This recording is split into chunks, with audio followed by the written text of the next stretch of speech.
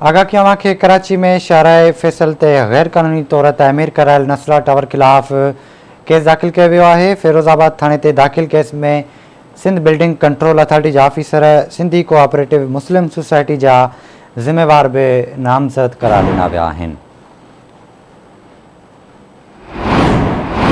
आगा क्यों पिया कराची में शाहराह फैसल ते गैर कानूनी तौर तामीर करायल नसला टावर खिलाफ केस दाखिल किया वियो है। फिरोजाबाद थाने ते दाखिल केस में सिंध बिल्डिंग कंट्रोल अथॉरिटी जा ऑफिसर सिंधी कोऑपरेटिव मुस्लिम सोसाइटी जा जिम्मेवार भी नामज़द किया विया आहिनि।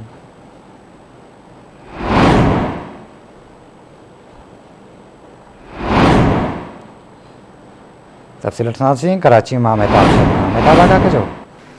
जी बिल्कुल बिशारत तव्हांखे मां ॿुधायो त कराची में शहर फैसल ते नसला टावर खिलाफ़ जेके गैर कानूनी तौर ते अदावत कई सुप्रीम कोर्ट पारां नोटिस वरितो त उनखे फौरी तौर ते हटायो वञे।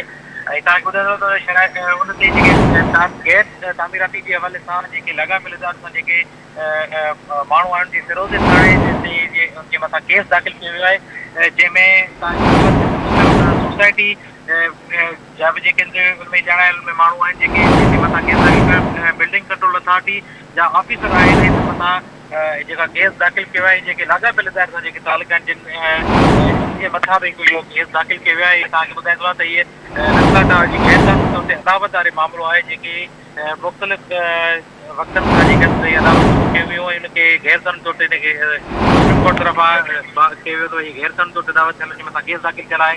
उन जे बावजूदि जेको मथां केस दाख़िल कयो आहे जांच कई वञे थी। ठीक है मेहताब, वॾी महिरबानी अव्हांजी तफ़सील खां आगाह करण लाइ।